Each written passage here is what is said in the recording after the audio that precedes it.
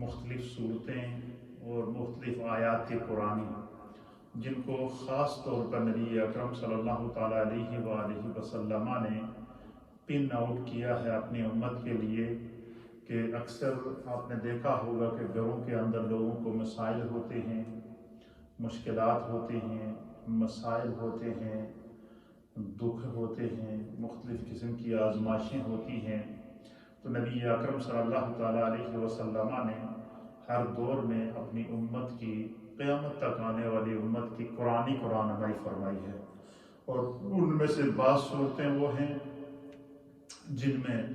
اللہ نے شفا رکھی ہے، بعض صورتیں وہ ہیں کہ جن کے پڑھنے سے مشکلات دور ہوتی ہیں، بعض آیات بینات وہ ہیں کہ جن کے پڑھنے سے اللہ تعالیٰ کی رحمت انسان کی طرف متوجہ ہو جاتی ہے، بعض آیات وہ ہیں کہ جن کے پڑھنے سے گھر میں خیر و برکت آ جاتی ہے۔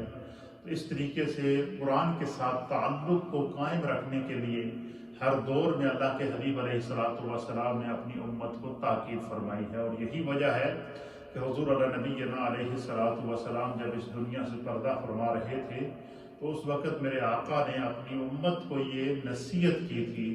کہ قرآن سے اور اہل بیت اطہار سے اپنے تعلق کو قائم رکھنا، قرآن سے اپنے تعلق کو نہ توڑنا۔ اور ڈاکٹر علامہ محمد اقبال رحمۃ اللہ علیہ نے بھی اس طرف اشارہ دیا کہ وہ معزز تھے زمانے میں مسلمان ہو کر، اور ہم خوار ہوئے تارک قرآن ہو کر۔ اور ایک اور حدیث پاک کے اندر نبی اکرم صلی اللہ تعالیٰ علیہ وآلہ وسلم نے اس طرف اشارہ دیا ہے کہ حضور علیہ الصلوۃ والسلام نے فرمایا کہ ایک ایسا زمانہ آئے گا کہ لوگ جو ہے وہ قرآن کو بھلا دیں گے اور قرآن سے تعلق کو توڑ دیں گے، تو پھر وہ مشکلات کا شکار ہو جائیں گے، پریشانیوں کا شکار ہو جائیں گے۔ تو اللہ کے حبیب علیہ الصلوۃ والسلام نے قرآن سے ہمیشہ اپنے تعلق کو، قرآن سے رہنمائی حاصل کرنے کو جو ہے امت کو تعلیم ارشاد فرمائی ہے۔ میں نے گزشتہ درس کے اندر سورہ واقعہ تلاوت کرنے کی فضیلت احادیث کی روشنی میں پیش کی تھی، سورۃ الکہف کو تلاوت کرنے کی فضیلت پیش کی تھی، اسی طریقے سے قرآن حکیم فرقان مجید کی مختلف صورتوں کو پڑھنے کی جو فضیلت اللہ کے حبیب علیہ الصلوۃ والسلام نے بیان کی وہ بیان کی تھی، اور آج چند مزید صورتیں اور آیات اور کلمات طیبات جن کی طرف نبی اکرم صلی اللہ تعالیٰ علیہ وآلہ وسلم نے اپنی امت کو متوجہ کیا، اور وجہ کیا تھی کہ تاکہ امت کا قرآن سے بھی تعلق رہے، رحمان سے بھی تعلق رہے، اور جو آنے والی مشکلات ہیں، اور ہر دور میں دیکھیں یہ جو قرآن کریم فرقان مجید یہ قیامت تک کے لیے رہنمائی ہے، ھدی للمتقین اور ھدی للناس، انسانیت کے لیے بھی رہنمائی ہے، اور متقین کے لیے تو بالخصوص اللہ نے اس کے اندر رہنمائی رکھی ہے، ہدایت رکھی ہے، اور اس کے اندر اللہ تعالیٰ نے جو ہے وہ رحمت اور کرم کے دروازے کھول کے رکھے ہیں۔ نبی اکرم صلی اللہ تعالیٰ علیہ وآلہ وسلم نے ارشاد فرمایا کہ کلمتان خفیفتان علی اللسان وثقیلتان فی المیزان وحبیبتان الی الرحمن، کہ حضور نے فرمایا کہ دو کلمے ایسے ہیں، صرف دو کلمے کہ بندہ اگر ان کلمات کا ورد کرے اور ان کو اپنی زبان پر ادا کرے تو فرمایا کہ ان کے اندر اللہ تعالیٰ نے اتنی آسانیاں رکھی ہیں کہ خفیفتان علی اللسان، بڑی آسانی سے وہ زبان پر ادا ہو جاتے ہیں، اور فرمایا کہ ان کلمات کے اندر اللہ نے برکت کیا رکھی ہے، فرمایا جب قیامت کا دن ہوگا اور نفس نفسی کا عالم ہوگا، ہر انسان پناہ کی تلاش کے اندر ہوگا، تو اس لمحے اللہ کے حبیب علیہ الصلوۃ والسلام فرماتے ہیں کہ جب انسان کے اعمال کا وزن ہو رہا ہوگا، میزان عدل لگا ہوگا، ایک طرف نیکیاں ہوں گی، ایک طرف گناہ ہوں گے، انسان کی تقدیر کا فیصلہ ہونا ہوگا کہ اگر گناہ کا پلڑا بھاری ہوا تو اعلان ہوگا کہ اس کو جہنم کے گڑھے میں ڈال دیا جائے، اور اگر نیکیوں کا پلڑا بھاری ہوگا تو اعلان ہوگا کہ اس کو جنت میں لے جایا جائے۔ تو حضور نے فرمایا کہ جس شخص نے اپنی زندگی میں یہ کلمات تلاوت کیے، ان کلمات کا ورد کیا، ان کلمات کو اپنی زبان سے ادا کیا، تو خفیفتان علی اللسان، زبان پر آسانی سے ادا ہو جاتے ہیں، وثقیلتان فی المیزان، قیامت کے دن وہ انسان کی نیکیوں کے پلڑے کو بھاری کر دیں گے، اور فرمایا وحبیبتان الی الرحمن، وہ کلمے رب نو وڈے محبوب ہیں، اللہ کو وہ کلمے بڑے پسند ہیں، انسان اپنی زبان سے وہ کلمہ نکالتا ہے تو خدا کی رحمت اس کی طرف متوجہ ہو جاتی ہے، اللہ کا کرم اس کی طرف متوجہ ہو جاتی ہے، اللہ کی رحمت اس کو گھیر لیتی ہے۔ تو حضور علیہ السلام نے وہ کلمات بتائے کہ وہ کلمات کیا ہیں؟ فرمایا کہ سبحان اللہ و بحمدہ سبحان اللہ العظیم، کہ ان کلمات کو پڑھ لیا کرو۔ اور ایک روایت کے مطابق نبی اکرم صلی اللہ تعالیٰ علیہ وسلم نے فرمایا کہ جس شخص نے 100 مرتبہ یہ کلمے پڑھے، یعنی آپ دیکھیں کتنا آسان ہے، سبحان اللہ و بحمدہ سبحان اللہ العظیم، only 2 کلمات ہیں، 2 words ہیں، اور یہ دونوں کلمات قرآن ہیں۔ سبحان اللہ بھی قرآن میں آتا ہے اور وبحمدہ یہ بھی قرآن کے اندر آتا ہے۔ تو حضور نے فرمایا کہ یہ ان دونوں کلمات میں اللہ تعالیٰ کی پاکیزگی اور اس کی حمد بیان کی گئی ہے۔ فرمایا جو بندہ 100 مرتبہ ان کلمات کا ورد کر لے، سرکار دو عالم صلی اللہ علیہ وسلم نے فرمایا کہ اللہ تعالیٰ اس کی زندگی کے سارے گناہ معاف کر دے۔ پھر ایک روایت کے مطابق حضور نے فرمایا کہ جس شخص نے 100 مرتبہ ان کلمات کا ورد کیا، سبحان اللہ و بحمدہ سبحان اللہ العظیم، تو فرمایا کہ اس کے گناہ اگر سمندر کی جھاگ کے برابر ہوں گے اللہ تعالیٰ معاف کر دے گا۔ ایک روایت کے مطابق اگر بندے کے گناہ بارش کے قطروں کے برابر ہوں گے خدا معاف کر دے گا، اور ایک روایت کے مطابق اگر بندے کے گناہ ریت کے ذروں کے برابر ہوں گے اللہ تعالیٰ پھر بھی معافی عطا فرما دے گا۔ یہ کلمات اللہ تعالیٰ کو اتنے بہترین اور اتنے پسند ہیں۔ تو اسی طریقے سے اکثر یہ ہم جو ہے وہ کلمہ پڑھتے ہیں، ولا حول ولا قوت الا باللہ العلی العظیم۔ بعض روایات کے مطابق جب بھی انسان یہ محسوس کرے کہ اس کے اوپر شیطان غلبہ کر رہا ہے، شیطان اس پر قابو پا رہا ہے، شیطان اس کو مسجد میں جانے سے روک رہا ہے، شیطان اس کو تلاوت قرآن پڑھنے سے روک رہا ہے، شیطان اس کو نیکی کرنے سے روک رہا ہے، شیطان اس کو نیکی کے عمل سے روک رہا ہے، تو فرمایا کہ وہ بندہ اپنی زبان سے پڑھے اعوذ باللہ من الشیطان الرجیم بسم اللہ الرحمن الرحیم ولا حول ولا قوت الا باللہ العلی العظیم۔ فرمایا کہ یہ کلمات اپنی زبان سے بندہ جیسے ہی ادا کرتا ہے، اللہ تعالیٰ جو ہے شیطان بھاگ جاتا ہے، شیطان پر اس کو غلبہ عطا فرما دیتا ہے۔ شیطان اس کو پھر نماز سے نہیں روک سکتا، اس کے گھر کے اندر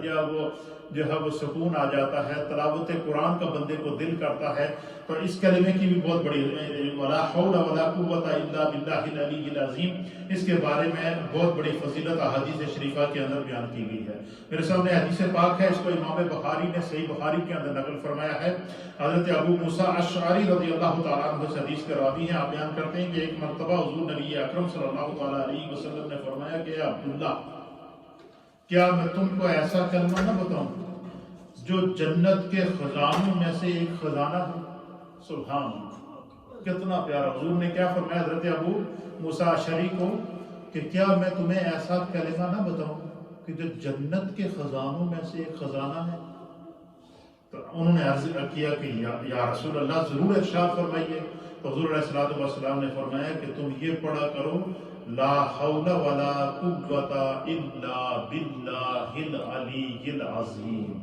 فرمایا جو بندہ اس کلمے کا ورد کرے، کیا ولا حول ولا قوت الا باللہ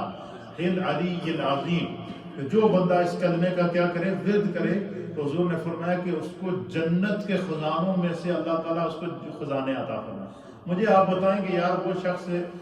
جس بندے کو اگر اللہ دنیا کے خزانے عطا کر دے، دنیا کی دولت عطا کر دے، دنیا کا مال عطا کر دے، دنیا کا بینک بیلنس عطا کر دے، دنیا کے اندر جو ہے وہ بندہ اگر امیر ہو اور اس کے پاس مال و دولت موجود ہو تو وہ کتنا فخر کرتا ہے، خاندان والے فخر کرتے ہیں، دوست فخر کرتے ہیں کہ بھائی یہ بندہ کتنا امیر ہے کہ اس کے بینک بیلنس بھی ہے، اس کے پاس گاڑیاں بھی موجود ہیں، اس کے پاس بہت ہی مال و دولت ہے اور بڑی یہ آسائش زندگی گزار رہا ہے اور بڑی پیار کی زندگی گزار رہا ہے۔ کیوں؟ اس کے پاس مال و دولت موجود ہے۔ تو آپ مجھے بتائیں، یہ تو دنیا کے مال کی وجہ سے اگر ہم ایک دوسرے پر فخر کرتے ہیں تو اس انسان کی عظمت کا کیا عالم ہوگا جس کو اللہ جنت کے خزانے عطا کر دے، جنت کا مال عطا کر دے، جنت کی دولت عطا کر دے۔ تو نبی پاک صلی اللہ علیہ وسلم نے فرمایا کہ جو بندہ یہ چاہے کہ اللہ اس کو جنت کے خزانوں پر قبضہ عطا فرمائے، جنت کے خزانوں کا مالک بنا دے، اور جنت کے خزانے یہ دنیاوی خزانوں کی طرح نہیں ہیں. جنت کے جو معلات ہیں وہ حدیث کے مطابق موتیوں کے بنے ہوئے، ڈائمنڈ کے بنے ہوئے ہوں گے. قرآن کہتا ہے کہ جنت کے اللہ تعالیٰ نے اس طرح سے ہے کہ جنات تجری من تحتها الانہار، کہ اس کے اندر دودھ اور شہد کی نہریں بہہ رہی ہوتی ہیں. جنت کے اندر اللہ تعالیٰ نے کائنات کی ہر نعمت رکھی ہے. کائنات کی ہر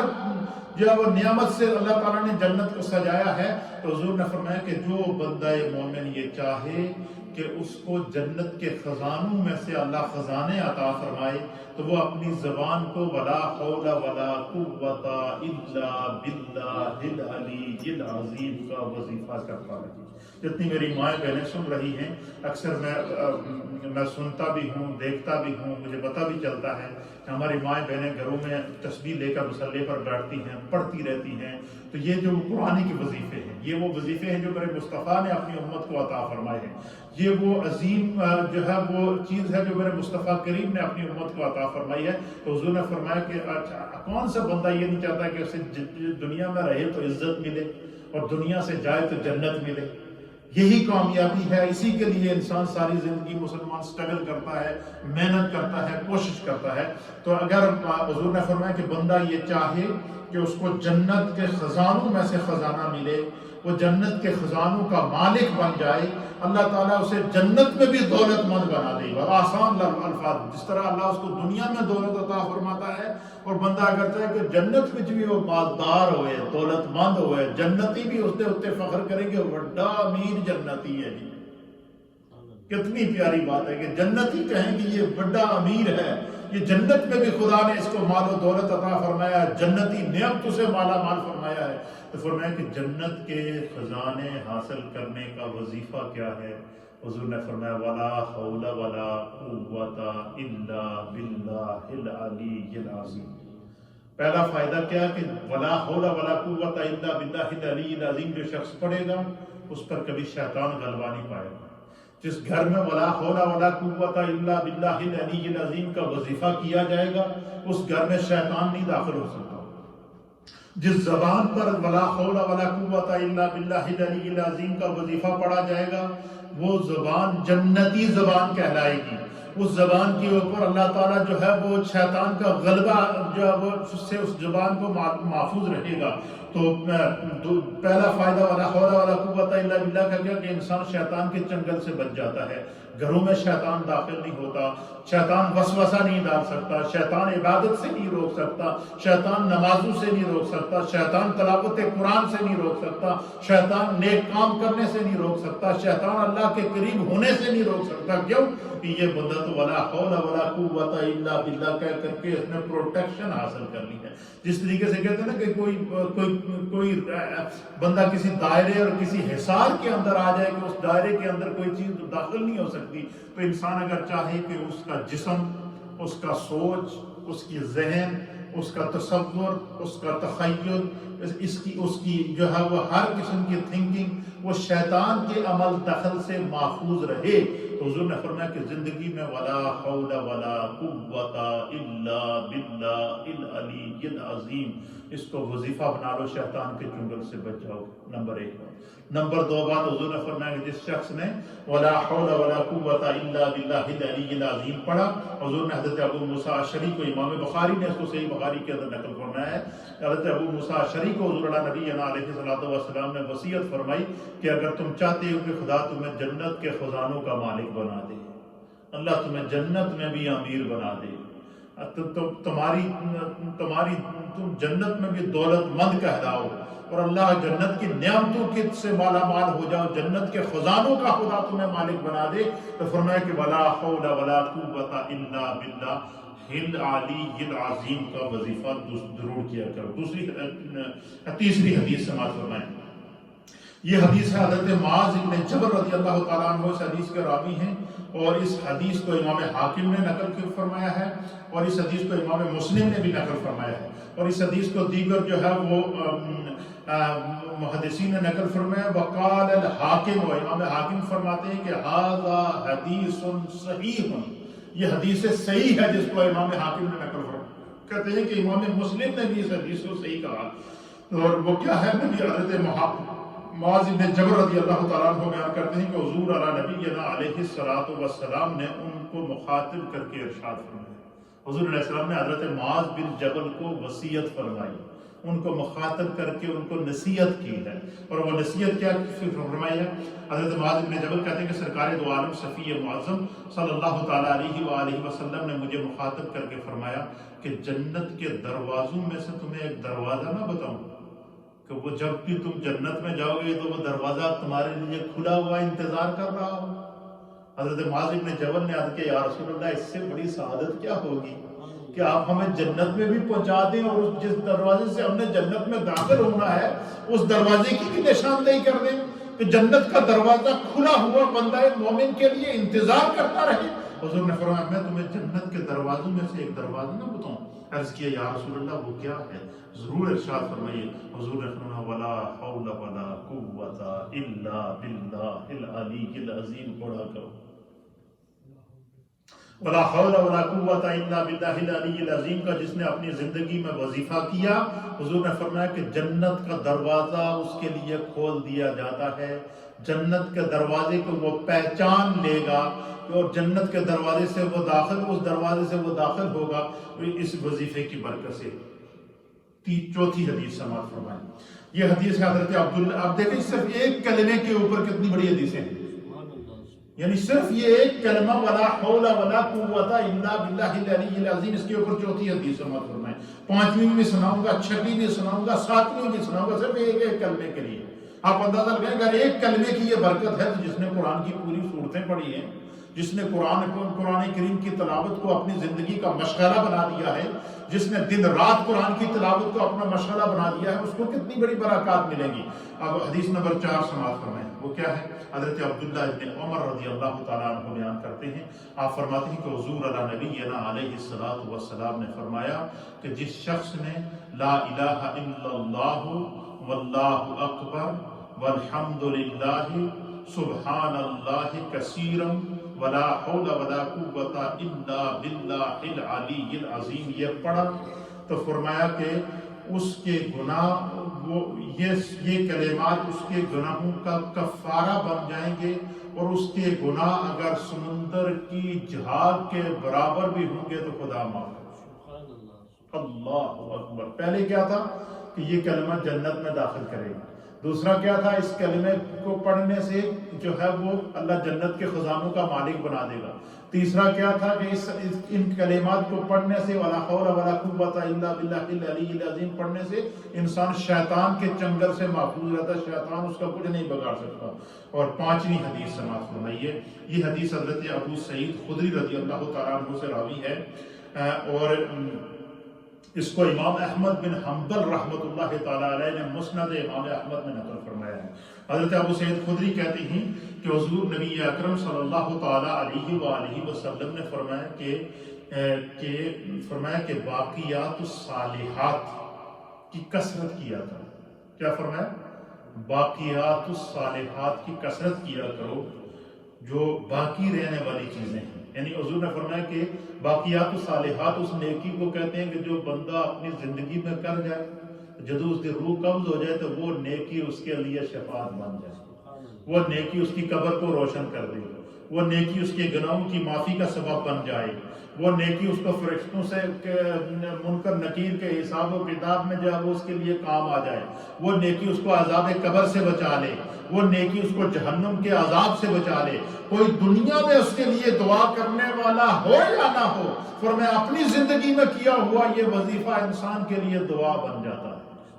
مغفرت بن جاتا ہے، اللہ کے قرب کا ذریعہ بن جاتا ہے، رب کی رضا کا ذریعہ بن جاتا ہے۔ اور حضرت عبداللہ ابن عمر کہتے ہیں کہ حضور علیہ الصلوۃ والسلام نے فرمایا کہ سرکار دو عالم صلی اللہ تعالیٰ حضرت ابو سعید خدری رضی اللہ تعالیٰ عنہ بیان کرتے ہیں کہ حضور علیہ نبینا علیہ الصلوۃ والسلام نے فرمایا کہ باقیات الصالحات یعنی ایسی چیزوں کی کثرت کرو جو باقی رہنے والی ہیں، یعنی دنیا میں بندہ رہے نہ رہے اس کا عمل باقی رہے، اس کا ذکر باقی رہے، اس کی نیکی باقی رہے، اس کے درجات کی بلندی ہوتی رہے، کوئی اس کے لیے دعا کرنے والا ہو یا نہ ہو۔ تو عرض کیا گیا کہ یا رسول اللہ وہ باقیات الصالحات وہ کون سی نیکیاں ہیں کہ انسان کے دنیا سے جانے کے بعد کام آ جاتی ہیں؟ ماں باپ چھوڑ گئے قبر میں، بہن بھائی چھوڑ گئے قبر کے اندر، دوست قبر کے اندر چھوڑ گئے، قبر میں ڈال کے اوپر منو مٹی ڈال کے سب واپس آ گئے۔ حضور نے فرمایا اپنی زندگی میں اگر بندے نے کوئی عمل کیا ہوا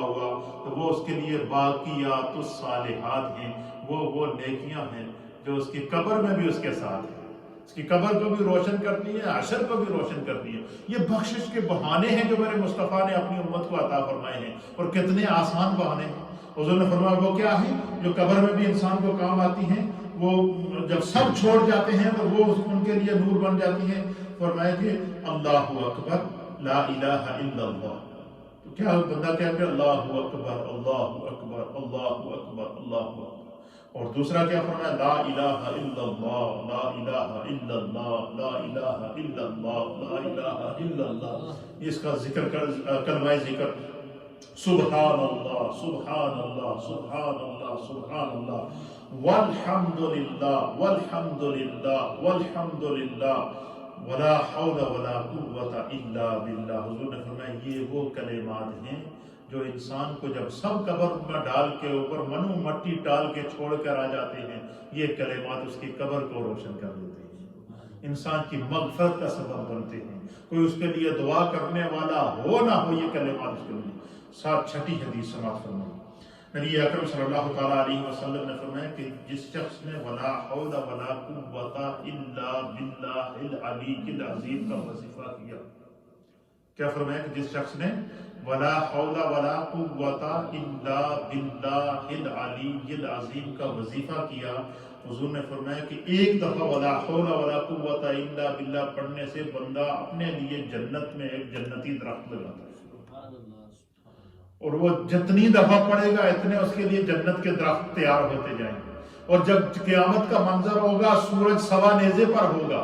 انسان اپنے ہی پسینے میں ڈوبا ہوا ہوگا، اور ہر نفسا نفسی کا عالم ہوگا۔ فرمایا جس شخص نے اپنی زندگی میں ولا حول ولا قوت الا باللہ العلی العظیم کا وظیفہ کیا، فرمایا جنت میں اس کے لیے ایسا نورانی سبز باغ تیار ہوگا کہ سوا نیزے سورج کی گرمی بھی اس کے لیے کچھ نہیں ہوگی۔ وہ جنتی ان درخت اپنے ہاتھوں کے لگائے ہوئے جنتی درختوں کے نیچے اس طرح ہوگا جس طرح ایئر کنڈیشن کے نیچے ہوگا، سوا نیزے پر سورج بھی اس کی گرمی کو اس کو حدت اور شدت نہیں پہنچا سکتا۔ پھر اسی طریقے سے متعدد صحابہ اکرام کو نبی اکرم صلی اللہ علیہ وسلم نے ارشاد فرمایا کہ ولا حول ولا قوت الا باللہ العلی العظیم 99 مرضوں کا 99 بیماریوں کا علاج ہے۔ سبحان اللہ و بحمدہ سبحان اللہ۔ کیا فرمایا؟ حضور علیہ الصلوۃ والسلام نے فرمایا کہ انسان کے جسم کے اندر 99 ایسی بیماریاں جس کا کوئی علاج نہ ہو، انسان کے جسم کے اندر ایسی 99 ایسی بیماریاں کہ بندہ مایوس ہو جائے کہ پتہ نہیں اب میں ٹھیک ہوں گا یا کہ نہیں۔ فرمایا اللہ کی رحمت سے، ڈاکٹروں سے بے شک مایوس ہو جائے، اللہ کی رحمت سے مایوس نہ ہو۔ فرمایا وہ نیت کرے، کیا نیت کرے؟ جو جس کو بیماری ہے، جو جس کو تکلیف ہے، ایک دفعہ دیکھیں انما الاعمال بالنیات، وہ اس بیماری کی نیت کرے کہ یا اللہ مجھے اس بیماری سے شفا عطا، اور پھر یہ نیت کرے کہ اللہ کے حبیب علیہ الصلوۃ والسلام کا ارشاد ہے، حضور نے فرمایا کہ جس شخص نے 99 حضور علیہ الصلوۃ والسلام نے فرمایا جس شخص نے ولا حول ولا قوت الا باللہ العلی العظیم کا وظیفہ کیا، اللہ اس کو 99 امراض سے 99 لا علاج بیماریوں سے شفا عطا فرمائے گا۔ اس کا بڑا آسان طریقہ ہے، ایک تو یہ نیت کر کے پڑھیں، اور کہ ولا حول ولا، بندہ کوئی بھی تکلیف اپنے ذہن میں رکھے، دل کی تکلیف ہے یا کوئی آپریشن ہوا ہے یا کوئی ایسی بیماری ہے کہ جو لا علاج ہے، تو بندہ کیا کرے؟ اپنے سامنے پانی کا جگ رکھ لے یا گلاس رکھے، تسبیح ہاتھ میں لے۔ جتنی میری مائیں بہنیں بزرگ سن رہے ہیں، یہ اللہ کے رسول کی طرف سے دیا ہوا وظیفہ ہے ہر مومن کے لیے، ہر امتی کے لیے۔ آپ اپنے سامنے رکھیں، تسبیح ہاتھ میں لیں، ولا حول ولا قوت الا باللہ العلی العظیم، ولا حول ولا قوت الا باللہ العلی العظیم، ولا حول ولا قوت الا باللہ العلی العظیم 100 مرتبہ 101 مرتبہ اس کا ورد کریں، پانی میں دم کریں، اپنے ہاتھوں پر دم کریں، جہاں پر بیماری ہے، جہاں جہاں تکلیف ہے وہاں اپنے جسم کے اوپر ان ہاتھوں کو پھیریں اور اس پانی کو پی لیجئے۔ میرے مصطفیٰ کا فرمان حق ہے، حضور نے فرمایا کہ جس شخص نے یہ کلمات پڑھے اور اس نیت سے پڑھے کہ خدا مجھے اس بیماری سے شفا عطا فرمائے، حضور نے فرمایا 99 لا علاج بیماریوں کی شفا اللہ تعالیٰ نے ولا حول ولا قوت الا باللہ العلی العظیم کے وظیفے کے اندر رکھی۔ اللہ اکبر کبیرہ، سبحان اللہ بکرۃ و اصیلا۔ عام روایات میں ولا حول ولا قوت الا باللہ العلی العظیم کو جو ہے وہ اس کو امام مسلم نے بھی روایت کیا ہے، امام بخاری نے بھی اس کلمے کو روایت کیا ہے، امام ترمذی نے بھی اس کلمے کو روایت کیا ہے، دیگر محدثین نے بھی اس کلمے کو روایت کیا ہے کہ حضور اقدس صلی اللہ تعالیٰ علیہ وسلم نے گناہوں سے بچنے کے لیے زیادہ تر یہ وظیفہ عطا فرمایا، بیماریوں سے بچنے کے لیے یہ وظیفہ عطا فرمایا، جنت میں داخلے کے لیے یہ وظیفہ عطا فرمایا، جنت میں امیر بننے کے لیے یہ وظیفہ عطا فرمایا، جنت کے خزانوں پر قبضہ کرنے کے لیے یہ وظیفہ عطا فرمایا، جنت میں جنتی درختوں کے سائے میں رہنے کے لیے یہ وظیفہ عطا فرمایا، اور جنت کی ساری نعمتیں عطا کرنے کے لیے اللہ کے حبیب علیہ الصلوۃ والسلام نے یہ وظیفہ عطا فرمایا ولا حول ولا قوت الا باللہ العلی العظیم کا۔ اب آپ خود اندازہ لگائیں کہ اس ایک کلمے کے اندر اللہ تعالیٰ نے کتنی برکتیں رکھی ہیں، کتنی اللہ تعالیٰ نے اس کلمے کے اندر جو ہے وہ رکھی ہیں۔ پھر اسی طریقے سے نبی اکرم صلی اللہ تعالیٰ علیہ وسلم 7ویں حدیث سماعت فرمایا، حضرت انس بن مالک رضی اللہ تعالیٰ عنہ اس حدیث کے راوی ہیں۔ آپ بیان کرتے ہیں کہ ایک مرتبہ رسول خدا صلی اللہ تعالیٰ علیہ وآلہ وسلم ایک درخت کے پاس سے گزرے، خزاں کا موسم تھا اور حضور علیہ السلام اس درخت کے پاس سے گزرے، اور سرکار دو عالم صلی اللہ تعالیٰ علیہ وآلہ وسلم کے ہاتھ میں لاٹھی تھی یا نیزہ تھا، کیا تھا؟ لاٹھی تھی یا نیزہ تھا، سوٹی تھی حضور کے ہاتھ میں۔ تو حضور نبینا علیہ الصلوۃ والسلام نے، وہ درخت کے پتے خشک ہو چکے تھے، خزاں کا جب موسم ہوتا ہے درخت کے پتے پیلے ہو جاتے ہیں، خشک ہو جاتے ہیں، تو سرکار دو عالم صلی اللہ تعالیٰ علیہ وسلم نے وہ جو لاٹھی یا نیزہ ہاتھ میں تھا، آپ نے اس درخت کے اوپر اس طرح مارا نا جس وقت، تو درخت کے پتے جڑنا شروع ہو گئے۔ کیا ہو گئے؟ درخت کے پتے جڑنا شروع ہو گئے۔ تو حضور علیہ الصلوۃ والسلام نے فرمایا کہ جس شخص نے الحمدللہ، سبحان اللہ، لا الہ الا اللہ اور اللہ اکبر یہ وظیفہ اپنی زندگی میں کیا، جس طرح اس درخت سے پتے جھڑ رہے ہیں اس طرح بندے کے گناہ جھڑنا شروع ہو جاتے ہیں، اس طرح بندہ گناہوں سے پاک ہو جاتا ہے۔ یہ میرے آقا علیہ الصلوۃ والسلام نے اپنی امت کو یہ تعلیم ارشاد فرمائی ہے۔ پھر اسی طریقے سے چند جو صورتیں میں نے آپ کی خدمت میں بیان کی تھیں، یہ دیکھیں صرف ایک کلمے کی برکت ہے۔ پھر اسی طریقے سے جو ہے وہ مختلف جو ہے وہ سرکار دو عالم صلی اللہ علیہ وسلم نے بیماریوں کے علاج بتائے۔ آج ہر گھر میں بیماری ہے، ہر شخص پریشانی کے عالم میں ہے، اور بالخصوص اس کووڈ-19 کے بعد تو بندہ ڈاکٹروں سے مایوس ہو گیا، بندہ اپنی دولت سے بھی مایوس ہو گیا ہے، اپنی ثروت سے بھی مایوس ہو گیا ہے، اور ایک وقت تو ایسا آیا کہ جب کوئی علاج نہیں تھا تو بندہ صرف اللہ کی رحمت کے سہارے پہ تھا، لیکن دیکھیں خدا نے ہمیں بچایا ہے، اور اللہ کے حبیب علیہ السلام نے آج سے 1400 سال پہلے امت کا ایک تعلق جوڑا تھا۔ وہ کیا تھا؟ چلو سنیے، یہ وظیفہ جو سرکار نے اپنی امت کو دیا ہے، یہ آپ یہ 2 حدیثیں پڑھ کے پھر ہم انشاءاللہ ذکر کی طرف بڑھیں گے۔ اور اس حدیث کی راویہ کوئی اور نہیں ہے، ام المؤمنین سیدہ طیبہ طاہرہ عائشہ صدیقہ بنت رسول اللہ، زوج رسول اللہ صلی اللہ تعالیٰ علیہ وسلم، بنت سیدنا ابو بکر صدیق رضی اللہ عنہ۔ ام المؤمنین سیدہ عائشہ صدیقہ کیا بیان کرتی ہیں؟ آپ بیان کرتی ہیں کہ سرکار دو عالم صلی اللہ علیہ وسلم روزانہ رات کو حضور علیہ الصلوۃ والسلام جب اپنے بستر پر تشریف لے جاتے، اب یہ دیکھیں یہ وہ عمل ہے جو ام المؤمنین، اب ایک شوہر کے عمل کی رات کے وقت بیوی گواہ ہو سکتی ہے، ایک شوہر کی خلوت کے اندر کیا جانے والا عمل یہ اس کی بیوی جانتی ہے یا وہ جانتا ہے۔ ام المؤمنین کہتی ہے کہ میں جب بھی سرکار دو عالم صلی اللہ علیہ وسلم رات کو اپنے بستر پر آتے تو حضور علیہ السلام ایک عمل بڑی ہمیشگی کے ساتھ کیا کرتے تھے، سونے سے پہلے حضور علیہ السلام ایک عمل ضرور کر کے لیٹا کرتے تھے. جتنی میری مائیں بہنیں سن رہی ہیں، جو میرے بزرگ سن رہے ہیں، نوجوان سن رہے ہیں، اس عمل کو نوٹ کریں. یہ وہ وظیفہ ہے جو میرے مصطفیٰ نے سونے سے پہلے عطا فرمایا. وہ کیا ہے؟ ام المومنین کہتی ہیں کہ سرکار دو عالم صلی اللہ علیہ وسلم جب بھی بستر پر تشریف لاتے تو حضور اللہ نبینا علیہ السلام سورۃ الاخلاص قل هو اللہ احد. دیکھیں قل هو اللہ احد ہر آدمی کو آتی ہے. اس سورت میں خدا نے ایسی برکت رکھی ہے کہ بچے سے پوچھے وہ سنا دے گا. مائیں بہنیں بزرگ ہر آدمی کو یہ سورت آتی ہے، اور اکثر نماز میں ہم اس سورت کو پڑھتے ہیں. تو ام المومنین سیدہ عائشہ صدیقہ کہتی ہے کہ حضور علیہ السلام بستر پر تشریف لاتے تو قل هو اللہ احد، قل اعوذ برب الفلق اور قل اعوذ برب الناس، یہ 3 صورتیں حضور علیہ السلام ہر روز رات کو سونے سے پہلے بستر پر جب جاتے تھے تو اس وقت بستر پر بیٹھ کر یہ صورتیں پڑھتے تھے. کیا کرتے تھے؟ آج ہمیں اکثر مائیں بہنیں بزرگ نوجوان آ کر بتاتے ہیں کہ ہم پر جادو کا اثر ہو گیا ہے، ہمارے گھر میں جھگڑے ہو رہے ہیں، ہمارے گھر میں یہ پریشانی ہو گئی ہے، آج یہ چیز نظر آئی ہے، آج یہ نظر آئی ہے، آج یہ چیز ملی ہے، آج یہ بے سکونی ہے. اب سنیے میرے مصطفیٰ نے کیا عمل عطا فرمایا. ام المومنین کہتی ہیں کہ جب بھی سرکار دو عالم صلی اللہ تعالیٰ علیہ وآلہ وسلم اپنے بستر پر تشریف لے جاتے تو قل هو اللہ احد سورہ اخلاص پڑھتے، قل اعوذ برب الفلق پڑھتے، قل اعوذ برب الناس پڑھتے، یعنی یہ 3 صورتیں پڑھتے.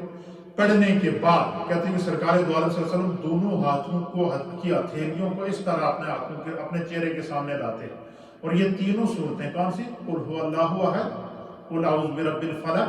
اور قل اعوذ برب الناس. یہ تینوں صورتیں پڑھنے کے بعد اس طرح حضور اپنے دونوں ہاتھوں کی ہتھیلیوں کو سامنے لاتے اور ان دونوں ہاتھوں کی ہتھیلیوں پر دم کرتے. صورتیں پڑھنے کے بعد اپنے ہاتھوں کی ہتھیلیوں پہ کیا کرتے؟ دم کرتے. دم کرنے کے بعد پھر کیا کرتے؟ پھر فرماتی ہیں کہ سرکار دو عالم صلی اللہ علیہ وسلم ان ہاتھ کی ہتھیلیوں کو پورے جسم کے اوپر پھیرتے. سونے سے پہلے سر کے اوپر پھیرتے، کندھے کے اوپر پھیرتے، ہاتھوں پہ پھیرتے، سینے پہ پھیرتے، پیٹھ پہ پھیرتے، ٹانگوں پہ پھیرتے، پاؤں پہ پھیرتے. اور میں یہ 3 صورتیں سونے سے پہلے پڑھنے کے بعد حضور علیہ السلام دونوں ہاتھوں پر دم کر کے اور دونوں ہاتھوں کو اپنے پورے جسم پر مل لیتے تھے. فرمایا کہ پورے ہاتھوں سے پھونک کرتے کہ ان صورتوں کو پڑھتے، ہتھیلیوں کو ملا کر اس طرح پھونک مارتے کہ کچھ آپ اس پھونک کے دوران آپ کے منہ سے کچھ تھوک کے ذرات بھی نکلتے. حدیث میں کہ جب حضور علیہ السلام صورتیں پڑھ کے کیا کرتے؟ اس طرح پھونک مارتے اپنے ہاتھوں پر، تو ساتھ میں کچھ تھوک کے ذرات بھی حضور کے ہاتھوں پر لگتے. تو پھر کیا کرتے؟ فرمایا کہ ساتھ میں کچھ تھوک کے ذرات بھی نکل جاتے. پھر دونوں ہتھیلیوں کو پورے بدن پر جہاں تک ممکن ہوتا سرکار دو عالم صلی اللہ علیہ وسلم اپنے ہاتھوں کو اپنے جسم پر ملتے تھے. اور پھر دوسری اور یہ حدیث امام بخاری نے صحیح بخاری کے اندر نقل کی. اور 8ویں حدیث سماعت فرمائیے. یہ بھی ام المومنین سیدہ عائشہ صدیقہ رضی اللہ تعالی عنہا سے روایت ہے. آپ بیان کرتی ہیں کہ حضور اقدس صلی اللہ تعالی علیہ وسلم کو جب بھی کوئی مشکل ہوتی، اللہ اکبر، حضور علیہ السلام کو جب بھی کوئی مشکل ہوتی تو سرکار دو عالم صلی اللہ علیہ وسلم اپنے جسم پر قل اعوذ برب الفلق اور قل اعوذ برب الناس پڑھ کر دم کر کے اپنے ہاتھوں پر پھونکتے، اور پھونکنے کے بعد ان صورتوں کو کیا کرتے؟ پڑھنے کے بعد اپنے ہاتھوں پر دم کر کے اپنے جسم پر پھیر لیتے تھے. اللہ تعالیٰ اس مشکل سے آسانیاں نکال دیتا تھا. اور اس حدیث کو امام مسلم نے بھی روایت کیا ہے اور امام بخاری نے بھی روایت کیا ہے. متفقون علیہ حدیث ہے. تو یہ دیکھیں یہ ان 3 صورتوں کی کتنی بڑی. پھر اسی طریقے سے ایک حدیث کے اندر نبی اکرم صلی اللہ تعالیٰ علیہ وسلم نے فرمایا کہ بندہ اگر چاہے کہ اس کے اوپر کسی انسان پر جادو کے اثرات ہو جائیں. جب کفار نے، مشرکین نے سرکار دو عالم صلی اللہ تعالیٰ علیہ وآلہ وسلم پر جادو کیے اور اس جادو کے اثرات حضور علیہ السلام پہ ظاہر ہوئے، آپ کے جسم پر کمزوری محسوس ہو گئی، آپ کے جسم کے اوپر جو ہے وہ نکاہت محسوس ہو گئی، آپ کا جسم سوکھنا شروع ہو گیا،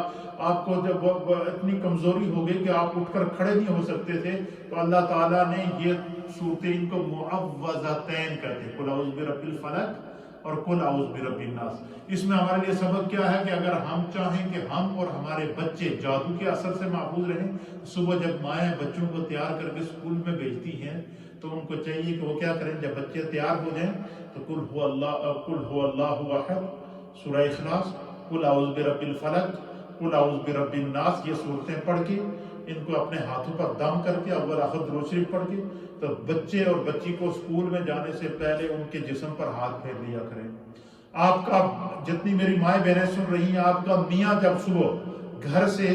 جو ہے وہ جاب کے لیے جائے تو یقیناً اس کی وائف اس کو الوداع کرتی ہے، ماں اس کو الوداع کرتی ہے، بہنیں اس کو الوداع کرتی ہیں، تو اس کو الوداع کرنے سے پہلے کیا کیا کریں، قل اعوذ برب الفلق، قل اعوذ برب الناس اور قل هو اللہ پڑھ کے اپنے ہاتھوں پہ دم کر کے اپنے اس بیٹے کے اوپر، اپنے شوہر کے اوپر، اپنے اس بھائی کے اوپر ہاتھ پھیر کر اس کو گھر سے روانہ کریں۔ بیٹی جا رہی ہے اس کو اس طرح کریں، کوئی ماں جا رہی ہے وہ اس طرح کرے، تو اس طرح کیا ہوتا ہے، اللہ تعالیٰ جادو سے بھی محفوظ رکھتا ہے، شر شیطان سے بھی محفوظ رکھتا ہے،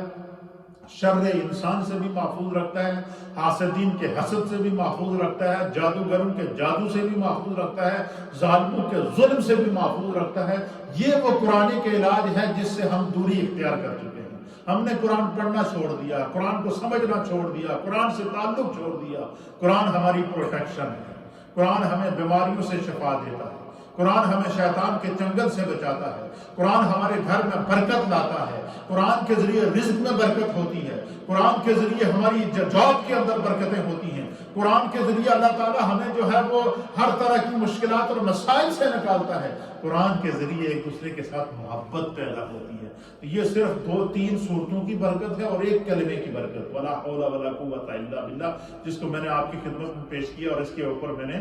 8 احادیث نبی پاک کی صحیح آپ کی خدمت میں پیش کی ہیں۔ تو یہ کتنا پیارا وظیفہ ہے، یہ دنیا میں بھی کام دے رہا ہے، قبر میں بھی کام دے رہا ہے، جنت میں بھی داخل کر رہا ہے، جنت کے خزانے بھی عطا کر رہا ہے، جنت کا مالک بھی بنا رہا ہے، جنت کا دروازہ بھی دکھا رہا ہے، جنت میں درخت بھی لگا رہا ہے، اور کوئی دنیا میں اس کے لیے دعا کرنے والا ہو نہ ہو، یہ کلمات اس کی زندگی میں اس کے لیے دعا بن جاتے ہیں۔ اور بڑی مزے کی بات دیکھیں کہ یہ وہ کلمات ہیں جو ہر آدمی جانتا ہے، جو قرآن نہیں پڑھنا جانتا اس کو بھی پتا، ولا حول ولا قوت الا باللہ العلی العظیم۔ جو مائیں بہنیں قرآن نہیں پڑھ سکتی ہے، جو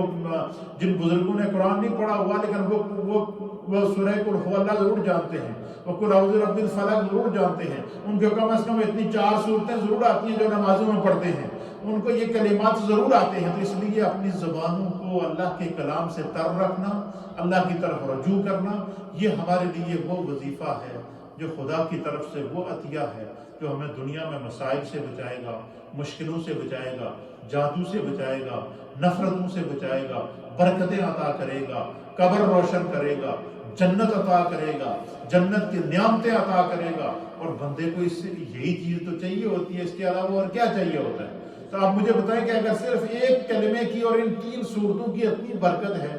تو قرآن پاک کے اندر تو 114 صورتیں ہیں، قرآن پاک کے اندر تو 540 رکوع ہیں، پورے قرآن کے اندر 6666 آیات ہیں، پورے قرآن کے اندر 114 صورتیں ہیں۔ آپ مجھے بتائیں کہ اس اتنی بڑی برکت جو اللہ تعالیٰ نے پورے قرآن کے ایک ایک حرف کے اندر رکھی ہے، اس لیے فرمایا کہ قرآن سے جس نے تعلق قائم کر لیا، فرمایا کہ جس دل میں قرآن نہیں وہ دل ویران گھر کی طرح ہے،